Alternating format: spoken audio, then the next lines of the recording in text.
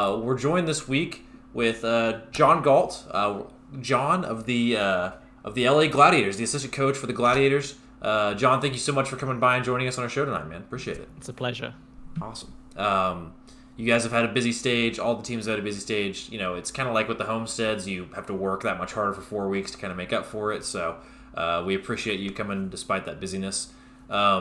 Other than with John, where I'm joined by Zach, is always one of our co-hosts here on the show, and our Gladiators beat writer, who's got to be ecstatic to have a fellow Gladiator on the show with us. I mean, this is a huge deal. Absolutely. Over the moon. So happy you're here, John. Awesome. Well, let's start off our show like we always do with resetting our watch, just kind of where we catch up viewers on what we've been up to, the host week to week, and then our guests, what our guests have been up to recently, and their role with their team. So, Zach, do you want to start us off? Sure. I just got back like a very, very short while ago from a trip down to Nashville this weekend with one of my friends. I just moved from there about a month ago, so it was good to just go down, hang out, have a nice weekend, to just do nothing and hang out. Nice. But still managed to catch some Overwatch League because my friends down there are also a fan, so I got to see some of the games that happened. Yeah, super interesting weekend as well, so glad you got to watch some games. Glad you guys to get some rest, dude. Super important. Oh, yeah. As players in the league have found out at different times, you got to chill out and rest every once in a while. John, what have you been up to, dude? Yeah. Well, I mean, Gladiators have been really busy. We had like a hard schedule. We had Titans recently where we got our ass kicked. I'm gonna be brutally honest. Outside of the Gladiators, I think I've been pretty busy working with the Singapore squad for the Overwatch World Cup. And because I haven't really been keeping up with my own country's competitive scene, being in the Overwatch League, and a lot of time is spent checking up on how good or how bad everyone is. Yeah. And we are a small region, so it's like a smaller player base. So yeah, less high ranking players. Yeah. A lot of the players are low grandmasters as opposed to USA or Korea or Canada, where of course the players are from the Overwatch League. So I think the other coaches were teasing me. They were saying how they were going to form an impromptu squad, right? An impromptu team, David and Tim, and the Singapore team can scream their 4,200 average team for practice. Yeah. That's where the big brain coaching is going to come in, though. That's where you're going to just outcoach them, dude. So it's all good. We hope so. Yeah. Awesome. We'll get more into that later for sure. We're going to talk about Overwatch World Cup quite a bit down the line. But for myself, I've just been up to some writing as well. I'm also into auto chess as a new genre of games that's come out. Whoa, I love that game, dude. Yes, I've been playing a lot of Team Fight Tactics. That's the one I've kind of latched onto, the one from League of Legends. And I've also started writing about it subsequently to expand my esports writing to a second esport. So that's a big thing. Will soon to be an esport probably. So it's just, but it's like, I mean, it's just so addicting. They're like 30-minute games too. So if you sit there and play 4 games, you've just burned 2 hours, and just like, where does the day go? So, but they're a blast, and that's yeah. I've been writing when I can, but mainly been playing Teamfight Tactics. So that's fair. But enough about me. Let's get into this interview. John, we didn't really introduce you super well, besides the fact that you're the assistant coach for the Gladiators. Would you mind kind of giving us a more full introduction as to you know what you do with the team? That word means so many different things in the Overwatch League based on the different coaching staff. So can you kind of detail your role a little bit for the Gladiators? So the Gladiators coaching staff is pretty dynamic. Like everyone do many different things. So it's, I think, a good point of reference. A team that pretty much do very differently, coach very differently from us would be something like the Dallas Fuel, which I think is a good example of like a very different coaching structure. They have positional coaches where you have a tank coach, a DPS coach, and a support coach. In Gladiators, however, we do everything. So we coach the team in macro, we coach the team in micro, we coach individual players, and we look at the big picture. Generally, we just have a list of things to go through every week, and then we'll just take a couple, and then we'll hit it all at once. If we think we have a heavy workload, another coach pick up the slack. Yeah, and that's how we coach it. How we Gladiators. Gotcha. Does that allow you guys to work together pretty well? I mean, that's one of the issues I see with like maybe positional coaching, for example, is you're almost sectioning off your team to where like the supports are going to be working with Jane, and the tanks and so on. So I feel like that system with the Gladiators is a little bit more fluid. Do you see as that being like a perk, or maybe the reason why you guys do it? I think the advantage of that system is that it allows us to it allows us to have a very good understanding of what everyone else is doing, because we come up with the list of actionables at the start of the week, and maybe we find new problems and flaws throughout the course of the week. Having a dynamic coaching system really allows you to fit into what the other coaches can't do. And it also, I think it helps us in our strengths and weaknesses as well. If we are not sure about a specific action or a specific flaw in our gameplay, we can discuss with the other coaches as and when we want to. So it's more of like a need. It's more of like a need to do basis. If you need to do something, you want to do something, Fair. you pick it up. If you don't, if you want someone to help you out with it, you reach out for help. It's very dynamic. Yeah. Awesome. And we're working with a team like that. You've got like a pretty deep roster, and I know there's a lot of different languages spoken. What are some of the biggest challenges and hurdles that you, as a coach, have found when working with a multilingual team? Yeah. Okay. This is definitely like a very new experience for me. Like, I have never coached, I think, a multilingual team before Gladiators. I was thinking about how many teams I've coached, like how many Overwatch teams I've coached before Overwatch League, and I've coached a total of 7 teams in varying length of time. But Gladiators is my first multilingual team, and we have a translator. His name is Dave, and one of the inconvenience of having a multilingual team is that it doubles the amount of time strategic discussion takes. Yeah. Especially when the discussion gets like really high level. It's no longer it's no longer about fundamentals, but about the nitty gritty of what everyone role and responsibility is. It doubles the time we take to talk. It doubles the time the players take to respond to our opinions. So it is very frustrating to convey point of views and perspectives to different parties. Yeah, that's got. Go ahead, Zach. No, go ahead. No, it's all you. I was just saying. I mean, that just makes sense. I don't have another question on that. Just like you're getting into unbelievably detailed things that maybe there's not even an exact word from English to Korean or I mean the many different languages you guys have on this team. That just seems, again, like you said, that would take a while. That would make sense. So, yeah, that's all I had. You can go ahead, Zach. Yeah, I was just gonna go on to the point of I know that like it's been kind of like a feature that the Gladiators have been like putting out, that Big Goose is really working on stepping up and learning Korean. How has that really helped the team both while playing and kind of like outside of playing, both just like practicing or just kind of around in the general day-to-day stuff? So I think learning Korean is like a long-term endeavor. It doesn't really allow you to converse in Koreans in like a couple of months, which is the length of time Big Goose have been learning Korean. But I do think that the Korean players respect him for his effort, and I think that's like an important point. Yeah, I mean, I think the obstacle is there. Like the obstacle will always be there for the different mixed team in the Overwatch League as well. And I think it makes it harder for the players to connect with each other as teammates. And of course, Goose learning Korean definitely helped out in this regards. Yeah. So here's a story, right? I used to be in the army for 2 years. And one way of bonding in the army was that, especially in the boot camp part, is that we bitch about our drill sergeant, right? We are like, oh, this guy gave me 10 push-up, 20 push-up, Yeah. And we talk about our girlfriend, we talk about our relationship, and that's how we bond with each other. But let's say in an Overwatch team, right? Let's say Goose and Chess, we are having a bad scrim, and we are screaming against a very good team. And there's a player that's headshot. Let's say it's Jonah. Jonah is killing everyone, right? Goose and Chess, maybe they get to complain about Jonah to each other, but the Korean players won't be able to join in either. And I think it's the small interactions and experiences like these that really, truly bond the players. And yeah, multilingual team makes this really, really hard. But I think there are steps being taken. I think Raw and Goose, Raw and the rest of the teammates, there are jokes being thrown about. There are inside jokes being thrown about. So we do see steps in that regard. Yeah, it's cool. Yeah, it's such an interesting trade-off because with the multilingual team, you get all these different cultures coming together. So you get like that huge benefit of like this cultural melting pot, people learning about different cultures with one another. It's this really holistic experience. But there are like these drawbacks and these back and forths between those sorts of things like that, like you're saying. So I think at least from my experience, it seems like it's been a net positive for the Gladiators, like the Fusion, different teams like that are doing the multilingual, where kind of the benefits outweigh the costs. Has that been your experience with it? Yeah, I think the Korean players bring about a very different perspective. Because I mean the Korean players, Raw and DK, they came from Kongdu, right? So when they used to be in their old team, they have like specific style of playing goats. They have specific habits. Their coach told them to do different things.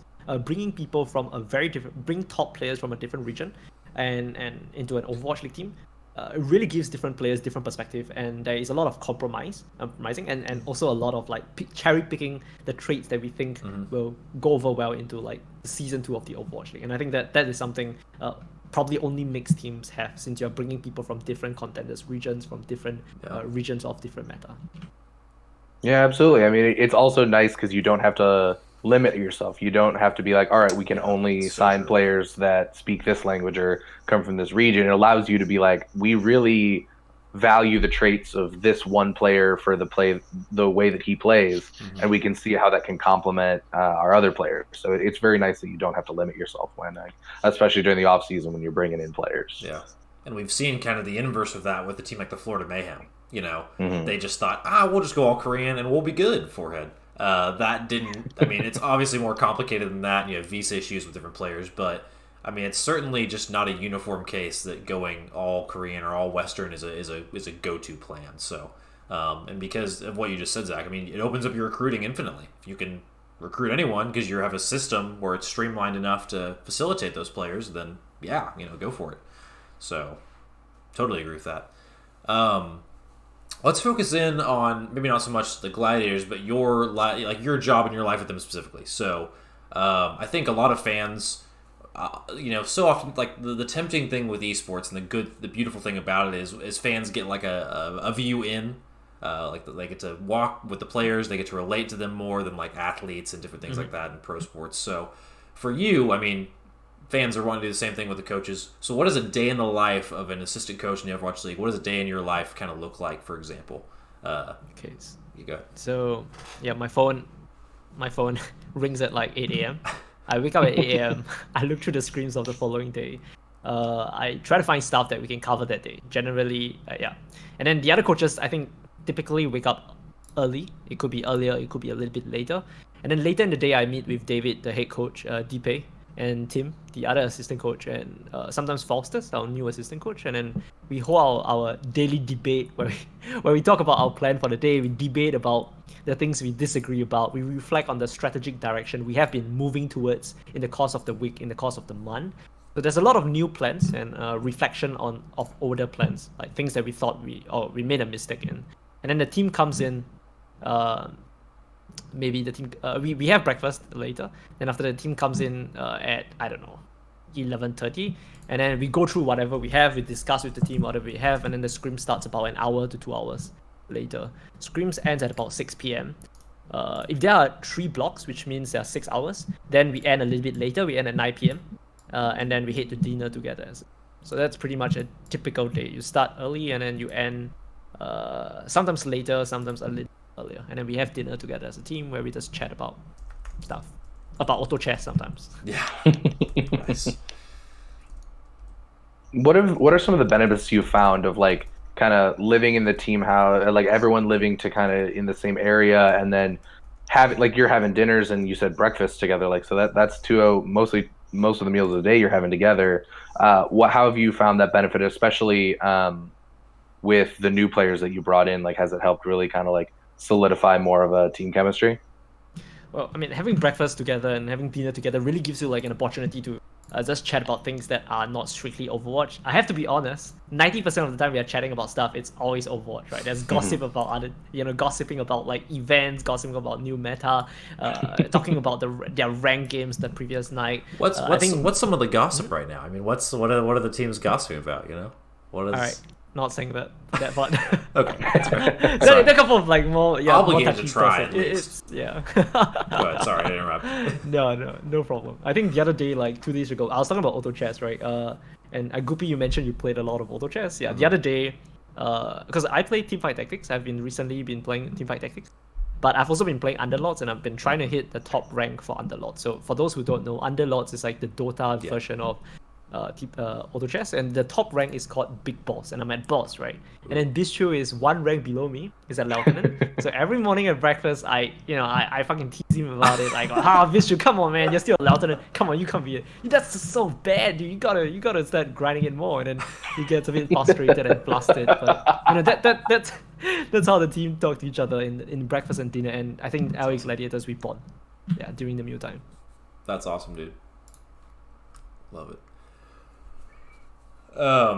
So let's see. Let's kind of go into so kind of looking ahead a little bit. So you guys are in a good position at this stage, honestly.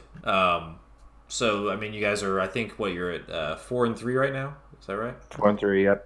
So you're not officially clinched in, but I looked at the scenario for you guys not to make it, and it's like Shanghai losing both games and Philly losing or something. So yeah. One of those games Shanghai would have to lose would be to the Charge. So I think you guys are probably in. I'm not trying to crap on any teams right now or anything. But even regardless of that, how do you? I mean, are the players like antsy, or is there any sense of like unrest, or maybe wishing that they could have gone 5-2 or something like that? Like, what is that like as a coach handling that dynamic? I think one good thing about the Gladiators, and we try our best to facilitate this mindset, is that there's very little regret on what has happened. Okay.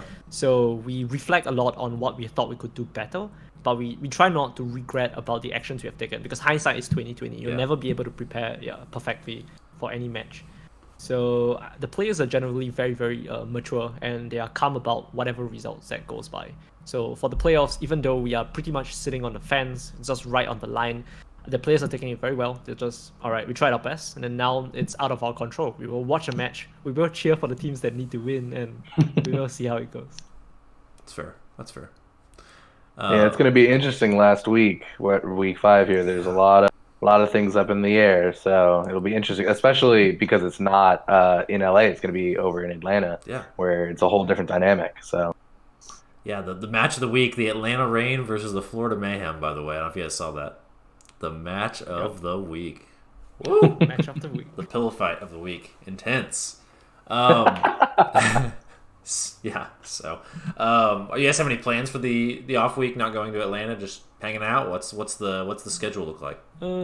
So it has been, like, the last few weeks have been action-packed. It has been days after days of scrims. The players really haven't had much rest, and all of them have been taking their own time to grind rank games. It has been really tiring for the players. So we're gonna take a couple of days break. I think tomorrow we are going to play ping pong, table tennis, as like a team activity. So nice. We have that to look forward to. Yeah.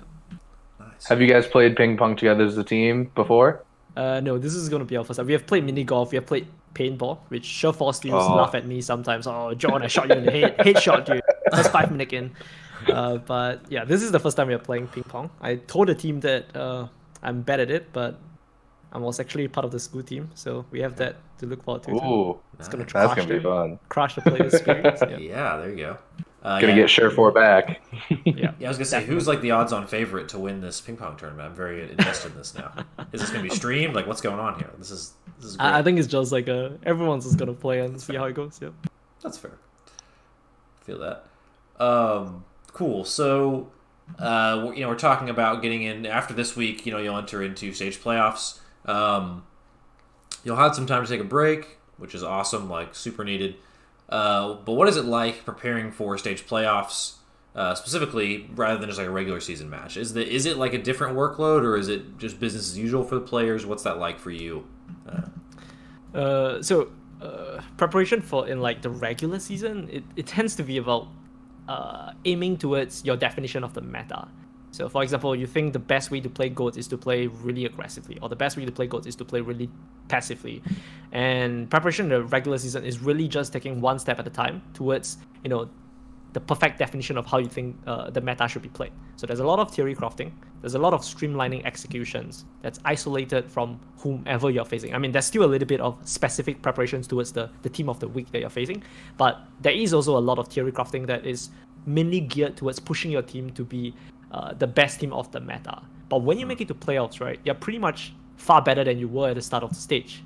So it revolves more about preparation against your opponents, which is objectively the other top 7 of the stage of the meta. Yeah. So yeah, that's pretty much the difference. To be fair, that it isn't that different, but those are what I can think of. Yeah, I'd be curious if there'd be more of an emphasis on VOD review, both of yourself and of the opponents that you're going up against. Like, is because you have the stage and the meta to kind of reflect on more so when you're at the end of it. So is that extra data more useful, or is it just kind of like you said, more normal? So like you said, because you have the replay viewer, and at the end of the stage, you have the opponents you're facing. You have way more data about them. You know their habits. You know what they tend to play like. You know what they play on these maps.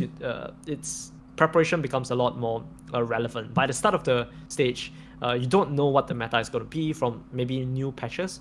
You're not sure of which team is going to suddenly do an about turn, stop playing goats, and suddenly starts playing DPS and Sombra goats, which is what happened. Which is what is happening currently. Yeah. So that's pretty much exactly what you said. Closer to the end of the stage, more preparation, more checking up on what the other teams are doing. Cool. At the start of the stage, more experimentation, more theory crafting. That makes sense. Yeah, that makes a lot of sense. Yeah. Speaking of some of those teams that kind of like flipped it around, the Valiant going from 0-7 stage 1 until what they did when they beat the Titans in their first regular season game. Have you guys thought at all about how the Battle of LA, that's not going to be the homestand exactly? It's not going to be in Blizzard Arena. It's going to be different arena in LA. Yeah, have you guys thought about how the crowd's going to be maybe a little different, or what you guys are going to do? I know that it's a completely different stage, but have you guys thought about that yet? Okay, to be fair, it's like one step at a time right now. I haven't really been planning that far ahead, but I'm confident of 2 things. I'm confident that it's going to be a good match, and I'm confident the winner is going to be us. Oh, well, I'm glad that's what we love to hear. hear. You heard it here first. I wouldn't expect nothing less, so that's good. That's going to be. I'm excited for that game, but also I'm excited to see what's going to happen with the rest of Stage 3. Speaking of, what kind of went into the decision? Because I know Surefour has been starting all of the games in Stage 3, and in Stage 2 that wasn't really the case. Was it more a tactical point of view from just the players, or was it the shift in the meta? If you could give some insight on that, that'd be great. Surefour and Hydration, they had very different playstyle of Brigitte. They had different strengths and weaknesses. And I think at that point in time, we were advancing our understanding of goats, and we just felt that Surefour style of Brigitte was more suitable towards the playstyle of goats we were trying to push for. That's fair. It's also been really fun to see the different bunker comps on Paris where Hydration's playing Orisa. Never thought I'd see that in my life, but I'm very glad that I have now. Hydration is a very, very good flexible play. I think one of Hydration and Surefour's strength. Both of them can play anything, as if you guys might have noticed. And I think in the leaderboard of season 16 in rank, I think Hydration is actually 10th position. And if you look at the most pick, right? Because if you look at the leaderboard, there's always the 3 characters who play the most. And you see that everyone else is like Zen, Anna, you have like all the conventional characters. And you look at Hydration, Torbjorn, Mei. And you have like Torbjorn, Mei, Symmetra. That's Hydration. Like top 10 in the ladder, plays for fun. And he's getting top 10 with like the weirdest picks ever. That's crazy. That's Hydration for you. But that's actually... It's been also nice... Go ahead. Oh, all right. It's also been nice to see... Decay be able to play a lot of stuff too, because I mean, obviously you have him in there playing a lot of the Zarya if you're running the goats, but like to be able to see him play the Sombra, to see him play the Widowmaker, it's really, really good to see a lot of those, especially when like we a lot of fans, especially, and even I was predicting beginning of the season that Surefour is going to be the one flexing on all these, and so it's really good to see that he's just taken off. He's insane, but. Yeah, I think it's really important. Like the players have fun. I mean, we are trying our best, and they are trying to master each of their roles. But I think flexibility is like a really big part of Overwatch League, and I think it suits our style. Like the LA Gladiators are flexible. I would say flexible strategies. Yeah. Which going ahead, I mean, the leaks of the 2-2-2 lock have been just rushing in. We can get some of your thoughts on this in general, but this also really well suits you guys. I mean, there's so many boons to being a flexible team, especially in a meta that's going to lock you in roles. If you can play every role between two or three people, that's great. You can play any composition. And then also the other kind of side of that coin is I feel like what makes players burn out the fastest is just getting on every day and doing the exact same thing. And, when you're playing Hydration on Orisa and Symmetra and Torb, I feel like he's just going to enjoy this quality of life playing the game is just going to be higher in general. So I think all of those things work really well in your favor. But let's talk about the role lock a little bit just because we're bringing it up. It's rumored to be coming to Stage 4. You don't have to say whether it is or not. Trill said he had thought they had heard about it a while back last week, so that was cool. But yeah, what are your thoughts? Like, how are the Gladiators kind of preparing for this supposed new thing that might be or might not be happening? Yeah, so just noted that it's not announced by Blizzard or anything, just Right. rumors and reports. Rumors, yeah. Going by the basis that it's happening, then I think the leaderboard, or rather the ranking of the power ranking of the teams in the Overwatch League will probably shift in like the first maybe the first few weeks, because the weaker teams won't be as weak as they look in the first 3 stages, and the stronger teams will look a lot more beatable. For example, I think the Washington Justice, they have like a really strong Widowmaker player in Corey, a very, very strong Widowmaker player. So when you go into a new meta, what's more important than just execution is just pure mechanics, right? The guy who can headshot more consistently than the other guy is the guy who remembers to play Tracer and play it like it's Season 1 in the Overwatch League. So mechanics is going to take a front seat maybe for the first few stages when people are still experimenting with what's optimal. But I think maybe across the stage, I think the strong teams will remain the same. Maybe at the first few weeks, the weaker teams will rise up a little bit, and there'll be a couple of upsets. But over the course of the stage, I think the strong teams will remain strong. And that's, I think, because they have the mechanical talent. And I think they objectively have very competent coaches, spearleading strategies and direction. You have Pavane from Nixo, you have consistent success. You have Krusty from Shop, etc. JohnGalt for the Gladiators. I mean, the list goes on. The list just keeps going. So that makes sense. Though. It makes a lot of sense for sure. Mm-hmm. 2-2-2 is going to be interesting. I think y'all have a nice advantage with both flexibility and depth. I think you guys, because you've got multiple players for each position, someone who's going to be able to step up if necessary. But kind of switching gears away from a little bit of Overwatch stuff, what's been some of your favorite things about living in LA? Like, what's your favorite thing to go eat, favorite thing to go do when you got a day off? Okay, so what's my favorite part of living in LA? Wait, I'm also going to talk about my least favorite part of living in LA. But we'll do it one thing Oh, at a time. absolutely. All right, that's fair. Yeah. So my favorite part of living in LA is definitely the temperature. Have you guys ever been to Singapore? I have not been to Singapore. Okay, so Singapore is very hot and very humid, like 100 Fahrenheit, right? 80 Fahrenheit, 90 Fahrenheit. And it means you go through the entire day having very sticky, feeling very sticky, like sweat. It never evaporates. It just feels like you're perpetually in like a steamy shower. Yeah. LA, I think the first day I came to LA, I was like, so cold. So that was about November, December. So I was like always looking for the heater. I was turning down the thermostat or turning up the thermostat, depending on how you look at it. Funny. I think that's the favorite part of living in LA. That America actually have like 4 seasons, while in Singapore you only have 1 season. Fucking hot. That's pretty much it. That's funny. As I know, Singapore, one of the things I always think of with Singapore is the architecture and just like it's just a beautiful place. How is that? I mean, what LA is, what are some comparisons and contrasts in those two living environments? What I'm trying to get at here. Okay, so Goopy, I see you struggling with the words because it can't be can't be too controversial. But I think LA is like very. So yeah, I think Team, the other assistant coach, described it best. He was saying how you turn a different corner, you turn a different block in LA, all the buildings look like they were from 1990s, and then you turn a different block into Hollywood or and then suddenly everything super swanky, super super expensive. So I think like Singapore, it's a lot more consistent throughout the whole country, but LA you have different places, right? K-Town, you have Koreatown, you have J-Town, you have Chinatown. You have so many different places, so many type of buildings, so many different kind of architecture. I think that's really cool, being so diverse in a city. It's so freaking diverse. Yeah, that makes sense. Cool. Oh wait, my most disliked part of LA, yes, the Chinese food. Really? Oh no, the Chinese food is not good, dude. Like real. Dude, when I came to LA, David, because David is his ethnicity is he is Taiwanese. I mean, he's American, but his mom is Taiwanese. Yeah. So he was saying, all right, you know what, John, you want good Chinese food? Panda Express.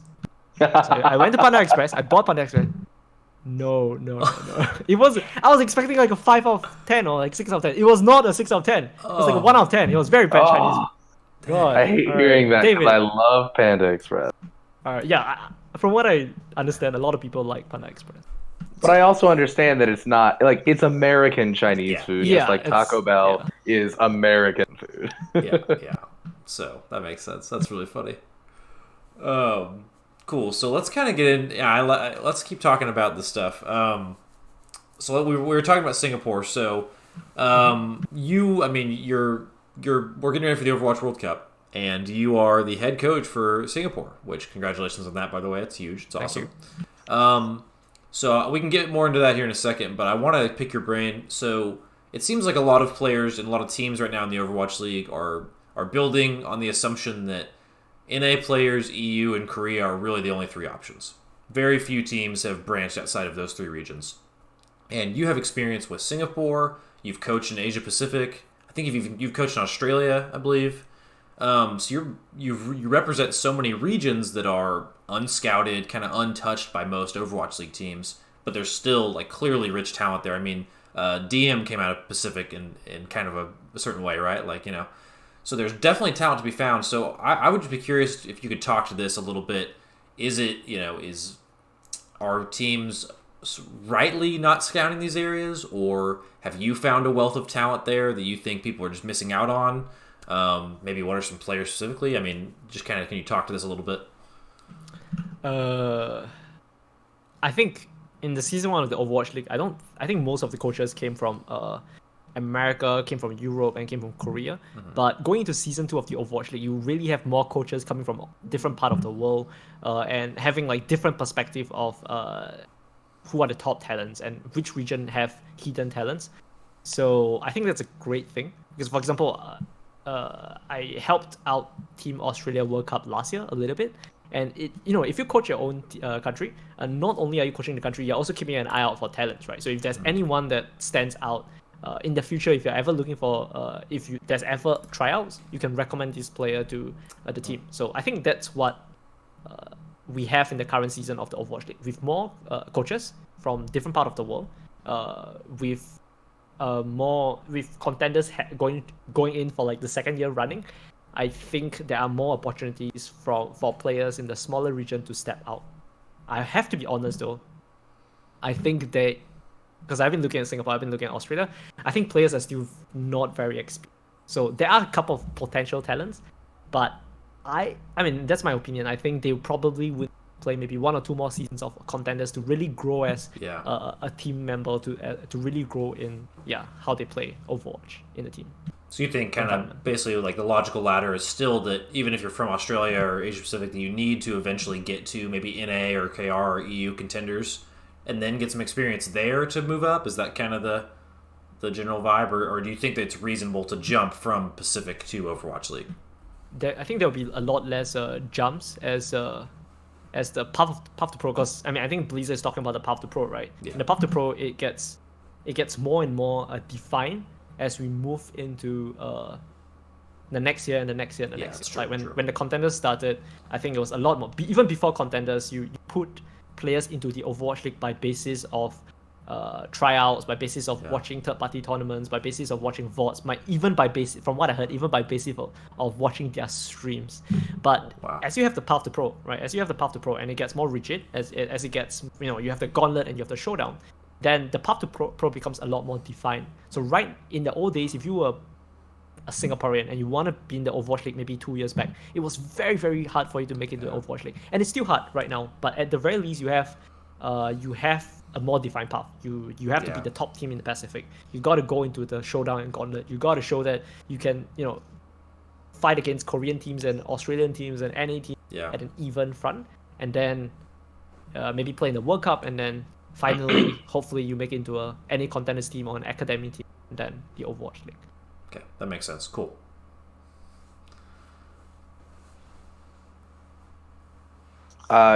kind of going on some of that Overwatch stuff with the Overwatch World Cup. What are you most looking forward to in this whole kind of like lead up to the World Cup and the World Cup itself?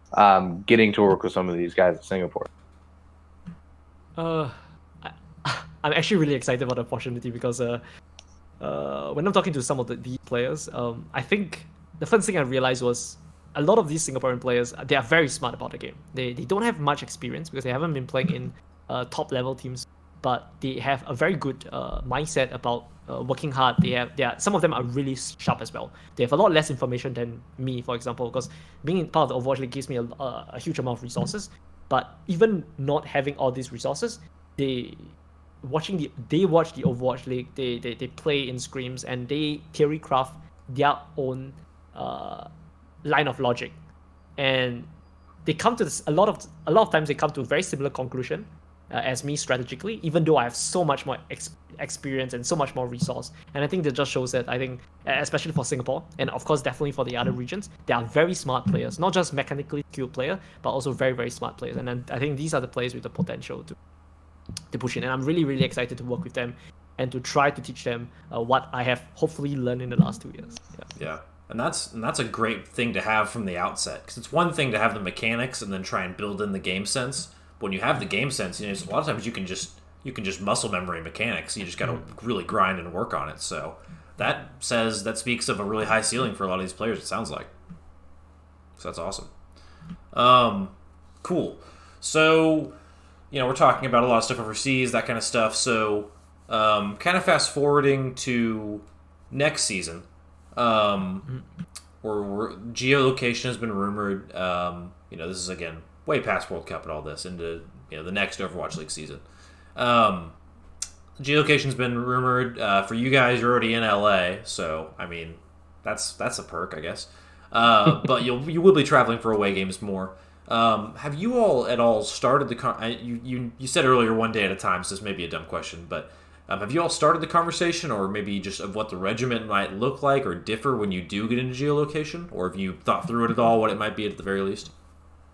I think our management team, like the organization has been working really, really hard, so that we can really focus on like the strategic aspect of it. I do know that I think it's going to be an adventure. I think it's going to be very exciting. Mm-hmm. And I think all of us, we are prepared that it's also going to be very tiring. I think people are talking about the potential of players burning out, because not only do you have to scrim every day, not only do you have to practice for top level teams, the top players of Overwatch League, you now also have to throw in 12-hour flights. 16-hour flights. And I think that is the truly hard part, where you add on this fatigue from plane flights and jet lag and, maybe just feeling homesickness and all these small little things. Yeah, it seems like it's either going to give the home teams a significant advantage because you'll be able to scrim while the other team's on their 12-hour flight, or you'll just have to expand the season so much to where teams have plenty of time to fly somewhere, scrim there for a while, to where it levels the playing field a little bit more, rather than game, flight, game, practice, game. Like that just seems like that will definitely burn players out. So. It'll be you said it'll be an adventure. I think that's a very good way to put it. I'm definitely super excited to meet fans from like other countries as well, because one thing about being in Blizzard Arena is that and I don't think this is a bad thing, it's just like a factual thing. The most of the fans that come to Blizzard Arena, most of them are like repeat visitors, right? They live in the area, they have a season pass or whatever, and they come. You see a lot of familiar, which is great, but you have 70,000, you have 90,000 people watching Twitch, and you kind of want to see the fans from the other countries, see the different passion, see the different cheers, maybe in different languages. That is what I think Overwatch League wants to be, and I think that is what Overwatch League will be going into next year. I think that's really smart. I mean, you look at last World Cup, when the teams were playing in France, and the fans were just going nuts for their team. It's crazy. It was insane. I loved watching that. And as someone, like, I live in Chicago, and so like I don't get to LA very often. I think I've been to LA once in my life.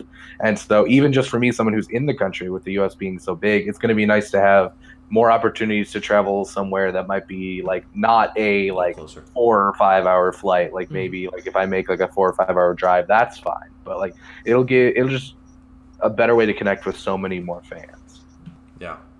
Yeah, I totally agree. I mean, this is just, and this will be a great way for, again, like Overwatch, the teams. I think the way the Gladiators are building the team almost represents what Overwatch is, because the game itself is built of players from all over the world, and you're playing in maps all over the world. And now Overwatch League is like pros playing those players from all over the world, and now you're going to be actually playing all over the world. So it seems like this really builds, and I think maybe this is intentional, sense, yeah. but it's cool. I didn't think of it that way, but yeah, now you speak of it, yeah, it definitely does make sense. This whole globalization concept, yeah, it's awesome. And that's really like this globalization thing next year is really like that thing lived out, And so it's really cool. What I'm getting at with that whole point is it's really cool for the bilingual teams, the multicultural teams, to be able to do that, especially because you're representing so many different cultures when you do travel to Europe or China or South Korea. Like, that'll just be an incredible experience, and I'm super pumped for you guys, honestly. So, yeah. It's also, I think also it kind of, for some of the people who are more still on the fence about esports, kind of makes it more similar to the typical sports teams where teams are traveling and making it more accessible. On that point, do you ever get asked by people if you think esport is a sport or stuff like that, and what's your response to them if you do? Yeah, when someone asks me like a question like that, I like, esports are not a sport. I generally take a moment to pause, and then reply, you ignorant assholes. But great conversation starter. Coming from Singapore, right? I have Asian parents, so the stereotype at least holds true for my parents, where they don't really understand what esports is. So definitely I had the conversation with my parents. I studied engineering. I told my parents, you know what, I'm gonna take a break from studies. I'm gonna, instead of finishing up my engineering degree, I'm just gonna try to be a Overwatch League coach, and then I can always go back to it. I can take a leave of absence, and I can always go back to it. So I mean, it was a very hard conversation, especially with the stereotypically true Asian parents, but. Yeah, so esports, if people say that esports are not a sport, I empathize with them, sort of, because I think it's a very new thing. And with all very new things, it's often hard to understand exactly what this thing is, especially when you spend the last 30, 40 years of your life thinking that sports are when 11 muscular men kick around a leather ball. But understanding will probably grow, and then you have the new generations. You have the 12 years old and 13 years old playing Fortnite. You have Apex. You have like a sort of like a wave of the younger generation really understanding that there is a new medium of entertainment. That this new medium of entertainment is video games, not just about television, not just about cable TV, not just about Saturday Night Live. Now we have video games, and by extension, esports. So. As people get older, as people really get into computer games, I think these demographic of people that says that esports are not a sport will reduce, and one day turn into. Yeah, it's a really good point. Yeah, I agree completely. I mean, I think you look at one of the most common arguments is, or someone will say to me, it's, why are you watching these people play a video game when you could play it yourself? And one of the things I always say is, why are you watching these people play football when you could go play it yourself? Like. These are the people at the very top doing what they love, doing it extremely well, and it's entertaining and it's informative. And so, what's really the difference there? Yeah, the difference is I actually can go play the video game, where you can't go play football with pads on and stuff. Come on, like. I totally agree, and I think one thing that helps too is like Overwatch League has Toyota as a sponsor, State Farm, Coca-Cola. It's very normalized. These are things that people are used to seeing in their day-to-day lives, and so if they see it in esports and an Overwatch League, they'll be like, okay, this is credible. I can watch this. This is a real thing. And it helps bridge that gap for some of the older fans who want things to be how they know it more so, and things like that. So, and just adds ethos to the esport in general, just credibility and stuff like that. So, yeah. Okay. People are also investing in it. Like, people are investing in it too. Like, they may not understand it, but they see that this is a booming market, and it's just going to continue to grow. And I think the Overwatch League is a perfect example. You start off with 12 teams, and already in your second season, you're gaining 8 new teams, and then in your third season, most likely, you're moving to traveling around the whole world. So it's going to continue to rapidly grow, and I think the Overwatch League is the perfect example of that. Totally agree. So, I'm going to bring us back down really quick. I want to get to the games you guys have left for Stage 4, and then we'll quickly go through the news. We're kind of running a little bit low on time. But this has been a great conversation so far. So, next week, we've gone all into the future, 2 years down the line. Let's look at next week, or next stage. Sorry, next stage. You guys have a schedule that looks a lot tougher now than it did maybe a stage and a half ago.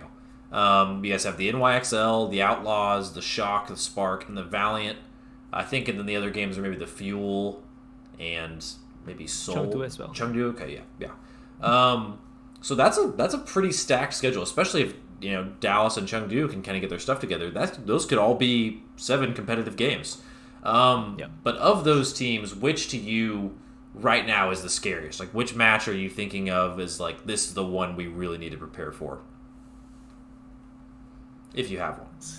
Dude, the problem about Stage 4 is everyone feels scary. It's gonna be tough, right? It's not like Houston and Valiant, they had moments where they look very weak. 0-7 and all. Yeah. But this is not like Stage 4 is not going to be the stage where they look weak. So quite unlucky, quite lucky. It doesn't matter. We have the weakest team when they are the strongest. Yeah. And I'm pretty. In fact, I would say that I'm scared of all the teams. If it was Stage 3 or Stage 2, I would say maybe Titans and Shock would be the easy answer. But going to Stage 4 with the subjectively weaker team having such strong DPS roster, if 2-2 comes about, then I think I'll be afraid of all these teams. We will have to prepare very hard against all these. That makes sense. And I think people will be looking at you guys the same way, so it's going to work the same way both ways, honestly. So, makes sense.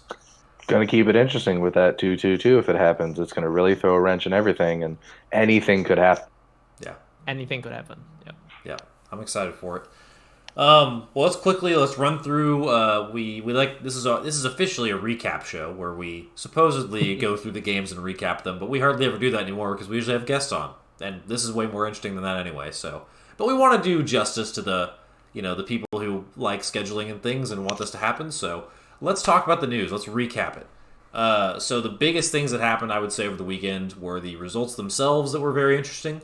You have the Shock losing to Chengdu, and the Valiant sweeping London were 2 that I picked specifically as very interesting and just kind of jarring results from the weekend.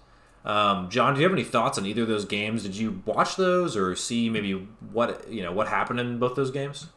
Chengdu and Shock, and what was the other game? Valiant and London, the 4-0. Okay, so I actually didn't watch Valiant and London. But I watched a little bit of like Shock and Chengdu, and I think this stage was really about teams deciding that their best chance of beating the other teams was to play out of the standard playbook. So I think the meta was really, really interesting. You had in Stage 1, you had in the off season, you had people playing triple DPS, and then people trying to experiment, seeing how triple DPS could beat Goats, and there was some semblance of success. But Goats was by far the easier composition to run, and it had better snowball capability, which are discussion points that have been talked about again and again. But one thing about Overwatch is people are not perfect. People are human beings. If you don't scream, or if you don't over a period of time, if you don't constantly scream against a specific team composition, you lack the practice, you lack the experience in facing it. So after a course of maybe 2 or 3 months, right, 4 months, I don't know exactly how many months it has been since Stage 1, but now teams are bringing out the triple DPS again, and now teams are bringing out Sombra Goats, and the top teams are kind of caught a little bit unaware because, of course, to them, they have not been screaming against any of these very unique team compositions across like the last 5 months. So it doesn't even matter how strong Goats is when you have absolutely no practice against it, and it really just throws everything into complete chaos. So, but of course, I think the strong teams have been trending towards finding out remembering how to play against a triple DPS again. You have Shock, still going for the 4-0s against Fire, and of course Titans walloping us. So yeah, fair enough.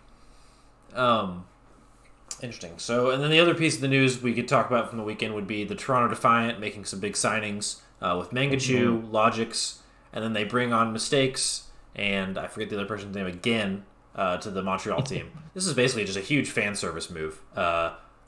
people love all of these players and people. Do you have any thoughts on this? I mean, it seems like Toronto's building more Western now, but might go blended. Do you have any insight into this, or do you think it's just good players? Why not pick them up? Yeah. I mean, Mystic has always been like a good player. I think objectively, no one ever thought of him as like the top player, but everyone has always found him as an Overwatch League standard player. And I'm very sure that he is raring to go. He's raring to prove himself, prove that he's still a top DPS player. And I think that's like a great shot for not just Mystic, but visibility as well. Yeah. I totally agree. And then Mangachu and Logix are the same way. Both just like contenders. Logix Overwatch League proven, but also contenders proven, especially Mangachu contenders proven. So it's always good to see those stories where the path to pro does work and these T2 players work their way up. Especially someone like Mangachu is very deserving. It's been on the top of everyone's list for a long time of a deserving player, and so gives Toronto a good buff for if 222 comes around. They've got some DPS players now, so makes sense, I suppose. Cool. All right, well, that's most of the interview, but we like to close each episode with our WatchHaus Words of Wisdom. This is basically just a meme segment where we either tell you something to be on the lookout for or say something philosophical. It's we describe it as open mic night at the bar. It's just you get up on the mic and you kind of say whatever you want. So, Zach, do you mind taking the mic first? Are you ready for your word of wisdom? I am ready. I have planned what I'm going to say. I'm going to take something that John talked about earlier in the episode, and just being patient and realizing that some things are out of your control. You'd think that with the Gladiators, they're kind of waiting on some other results to see if they're going to be in the playoffs. You'd think they'd be a little bit anxious, but from what John was talking about, they're just taking it like, we've did the best we can, and we're happy with the way that we played. So I think that is a thing that a lot of teams can learn from. Cool. I love that. Let's see. I want to save John's for last because I know it's going to be very philosophical and awesome. So I don't know. This is tough. I mean, I think that basically, I don't know how else to phrase this except for the future is bright for Overwatch. There are so many exciting things in Overwatch happening in the next few months, and this is very cliche and very cheesy, but we have an Atlanta homestead next weekend. We have another homestead coming in Stage 4. Then we'll have, playoffs, grand finals in Philly. Then we have the Gauntlet in October. Then we'll have BlizzCon. And then, before we know it, preseason will be rolling around. And so it's a very exciting time to be an Overwatch fan and esports fan in general. So, patience is another good word for this. Just like be patient with a lot of the stuff. It's going to work out. Geolocation is going to be hard. It'll be an adventure, get figured out. But I think it'll be good in and of itself at some point. So that's my word of wisdom. But John, now the floor is yours. Enlighten us with your words. So make sure you do your research. Eat proper, authentic Chinese. And I think Overwatch is. I stand by what like Guppy said. I think Overwatch is going to be very, very exciting. From some of the things I know and I can't say, I think Overwatch as a game is going to be very exciting for the next few months. And of course, Overwatch League next year will be also very exciting. Not to mention Stage 4. I think that much I can say. So, stay tuned and stay excited. I'm excited. I wish you could just leak it here because I honestly just want to know what you're talking about, but I'm very excited regardless for something cool. So, John, honestly, you've been a pleasure. Thank you so much for coming by tonight, dude. I really appreciate it. Thank you. Thank you. But yeah, this is, again, Zach, thank you for another great week on the show. We will be back. Our Thursday episode previews the week, so we will be doing that, I believe, as usual. We have some staff members traveling to Atlanta, so stay tuned for more updates on that front, and then we'll be back here next Monday to recap all the action from then. Huge thanks again to JohnGalt, assistant coach of the LA Gladiators, for joining us. Zach, the beat writer for the Gladiators, for being here, as he is every week, the co-host that, I don't deserve. But yeah. You're too kind. Thank you again so much. My name is Goopy Knoopy, from our house to yours. You guys have a great week, and enjoy the Overwatch action.